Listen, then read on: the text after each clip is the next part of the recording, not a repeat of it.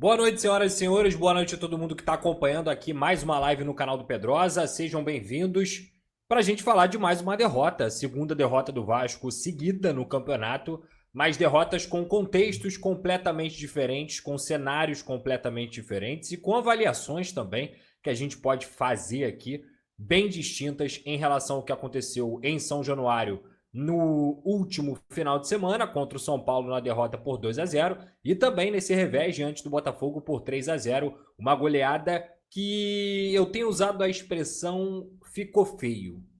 E ficou feio. Eu costumo dizer que o futebol é contexto, vitórias, empates e derrotas, eles precisam ser lidos.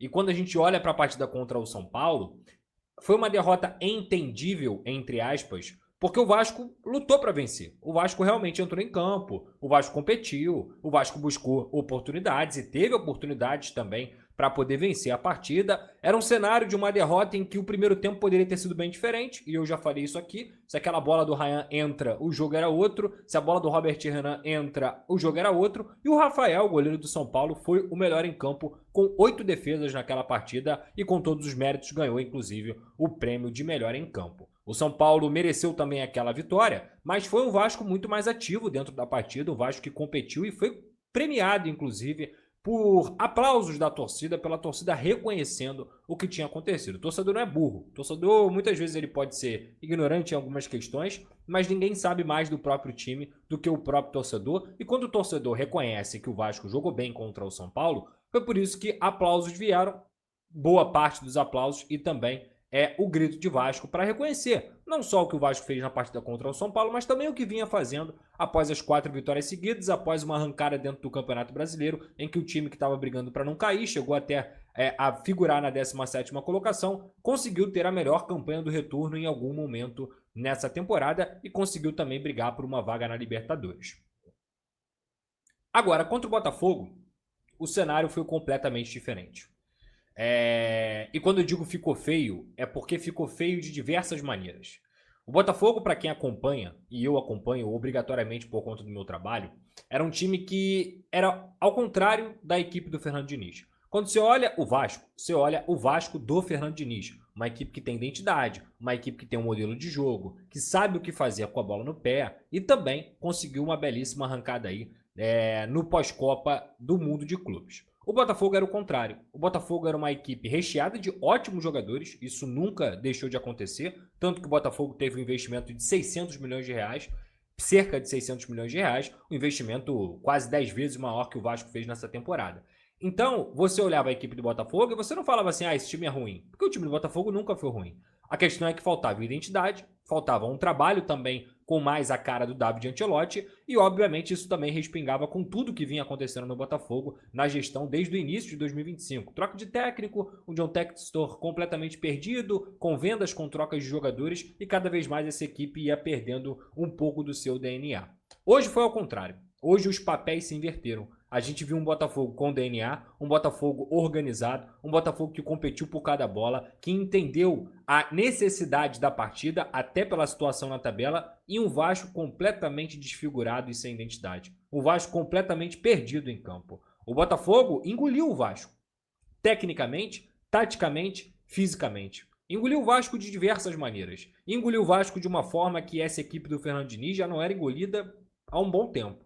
Isso tudo tem a ver, para mim, não só com as escolhas do treinador, que a gente vai falar bastante sobre isso aqui, mas também com a postura dentro de campo. A gente não pode achar normal a postura passiva que o Vasco teve hoje dentro de campo. Os jogadores não entenderam a realidade do jogo e a necessidade que o Vasco tinha de, quem sabe, vencer ou pelo menos empatar, porque era um adversário direto, assim como foi contra o São Paulo. Contra o São Paulo, eu acho que não faltou senso de urgência, faltou muitas vezes a organização no segundo tempo. No jogo de hoje, faltou senso de urgência para esses atletas. Combate, brigar por cada bola, preencher espaços. O Vasco sem a bola hoje foi um desastre. Um desastre que há muito tempo eu não via esse time apresentar. Um desastre muito parecido com o que era o Vasco pré-Copa do Mundo. E quando digo sem a bola, isso começa até de uma ordem cronológica que a gente vai fazer aqui desde o primeiro tempo. Então sejam bem-vindos aí a mais uma live no canal do Pedrosa. Já estou aqui no aguardo da coletiva Pumita, Cuesta, Robert Renan, Lucas Piton. Barros, Tietê, Coutinho, Ryan na direita, Carlos Andrés Gomes na esquerda e também o Verratti. Tá. Diante dos desfalques, Nuno Moreira suspenso e também o Paulo Henrique suspenso, o Vasco já perde, qualidade. São dois jogadores qualificados, inteligentes, principalmente o Nuno Moreira. E também o Paulo Henrique, que não só tira o poder de ofensividade do Vasco, a força, toda a qualidade que ele tem, o melhor lateral direito do Brasil, e você perde combate, porque ele é um cara que vence duelos, é o jogador que mais vence duelos no Vasco da Gama, tanto ofensivamente quanto defensivamente, para a gente falar. E tem um ponto do Nuno que muita gente descarta, porque o Nuno, de fato, ele não tem uma aptidão física tão grande, até porque ele está há 16 meses jogando futebol, desde a temporada passada. Então, logicamente, ele também está num processo de adaptação à sequência de jogos bizarras que tem o futebol brasileiro. Mas o Nuno é inteligente, cara. O Nuno, ele é inteligentíssimo. Não só por ter sido formado na escola portuguesa de futebol, no Sporting, a base dele é uma base muito boa, mas também o futebol europeu, ele te exige mais taticamente do que o futebol brasileiro. Eu não estou dizendo que o futebol português é melhor, mas sim que te exige mais. Você precisa pensar mais para jogar na Europa do que para jogar no Brasil. Então, o Nuno Moreira é acostumado a fazer esse papel como ponta, mas um ponta defensivo muitas vezes e que tinha que marcar, mas com inteligência, porque, como eu falei aqui, ele não tem aptidão física.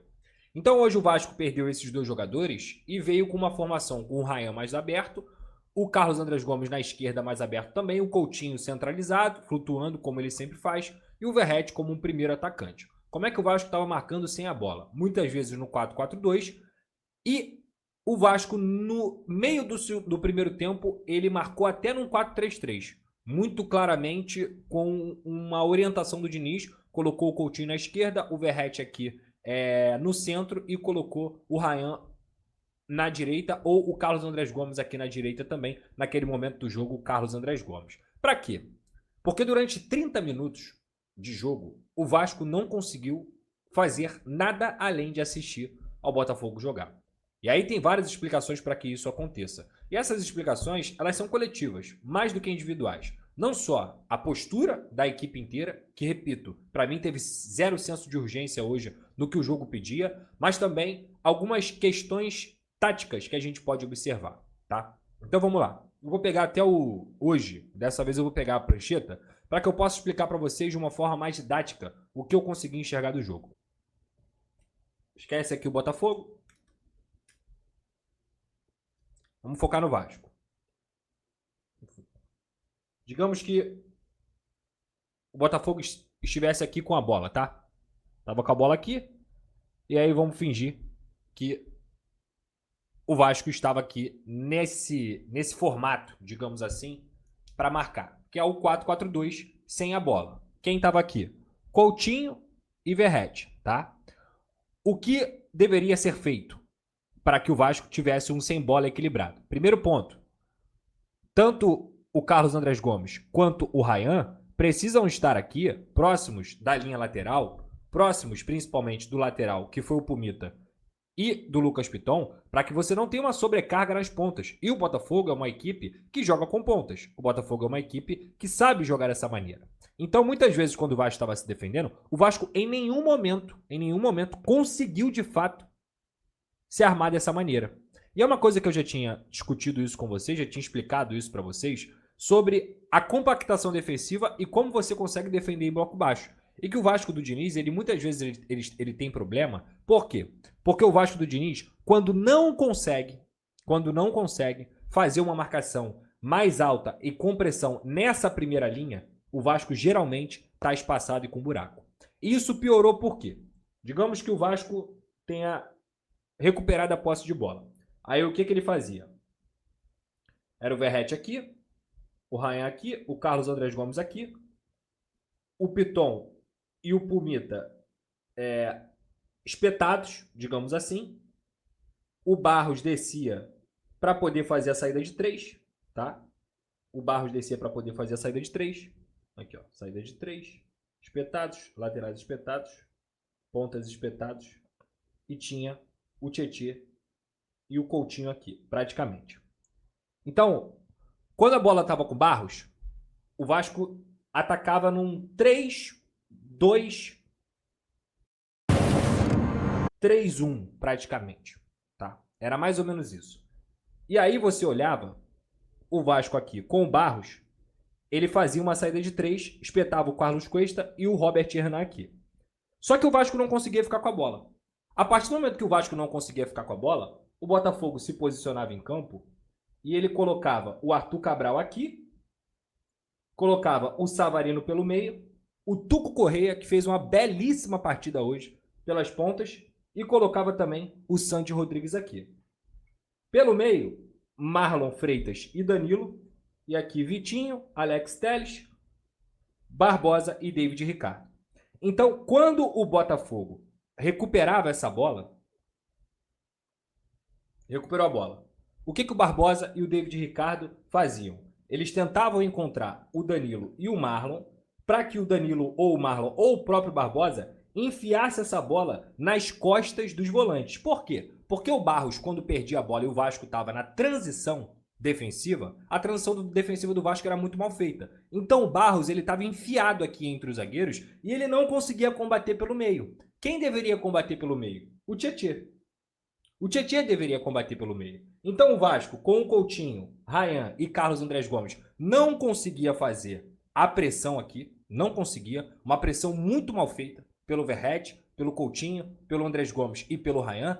E quando essa pressão não encaixava, o que acontecia? A primeira linha estava completamente distante da segunda linha, o Barros estava afundado entre os zagueiros e o Tietê sozinho no meio. Os laterais adversários ficavam no mano a mano com os laterais do próprio Vasco e toda hora você tinha superioridade numérica pelas pontas. 2, 3, Savarino, Santi Rodrigues e Tuco Correia. Cara, os caras são bons de bola pra cacete. São muito bons de bola. E obviamente eles vão ganhar, eles vão ter qualidade. E hoje calhou ainda deles estarem em um dia bom, coisa que é raro nesse Botafogo, porque o Botafogo, se você for acompanhar, o que torna mais feia ainda a derrota do Vasco é um time que oscila e muito. Muito, faz jogos terríveis. E hoje fez um jogaço. Por quê? Porque o Vasco estava todo aberto no meio campo e marcava muito mal. Depois eu vou continuar o segundo tempo, começou a coletiva. E tá aí, você viu nesse momento as palavras de Lucas Pedrosa, analisando um pouquinho sobre Vasco da Gama 0, Botafogo 3 pelo Campeonato Brasileiro. E o Vasco da Gama cara, perdeu mais uma chance aí em um confronto direto e vai vendo a Libertadores ficar cada vez mais distante. O técnico Fernando Diniz, inclusive, manteve esperança na entrevista coletiva, porém aquela esperança mínima, né, cara? E o Vasco da Gama agora volta a campo para enfrentar a equipe do Juventude no estádio de São Januário e, cara, assim, é fundamental. É vencer ou vencer, não tem muita conversa aí em relação a esse jogo. Juventude aí praticamente rebaixado, venceu de 2-0 a equipe do Sport fora de casa, lá na Ilha do Retiro. E, cara, assim, uma equipe muito limitada. Para você ter ideia, o Nenê é um cara importantíssimo na equipe do Juventude, e ele com seus, 43, 44 anos de idade. Então, cara, é obrigação do Vasco vencer do Juventude para dar um choque de realidade na equipe Cruz Maltina. Eu peço a você que deixe o like, é muito importante para o nosso canal. Acione o sininho de notificação para não perder nenhum conteúdo. Nossa meta é alcançar o mais rápido possível 70 mil, conto muito com a sua ajuda e também com a sua moral. Vou ficando por aqui, valeu, tamo junto e é nóis! Fui!